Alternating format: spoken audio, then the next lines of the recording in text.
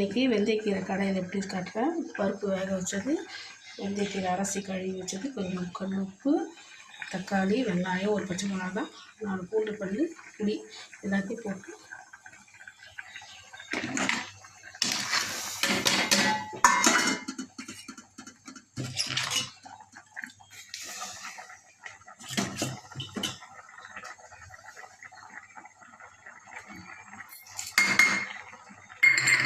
விவஸ் எல்லாம் போட்டு குக்கரை ஒரு 2 விசில் வச்சு உங்களுக்கு காட்டுறேன். விவஸ் 2 விசில் வச்சு வேக வச்சாச்சு. இப்போ இதை மிக்சியில் நல்லா ஒரே ஒரு ஓட்டு நான் உங்களுக்கு தாளித்து காட்டுறேன். கடுகு, காஞ்ச மிளகா போட்டு தாளிச்சிட்டு கீரையில் பொரியலாம் போட்டு உங்களுக்கு காட்டுறேன். விவஸ் கீரை ரெடி. வெந்தயக்கீரை பாருங்கள், அருமையாக இருக்குது. குழந்தைங்க விரும்பி சாப்பிடுவாங்க. சாப்பிட்டு பாருங்கள். நல்லா லைக் பண்ணுங்கள், ஷேர் பண்ணுங்கள். ரொம்ப நன்றி.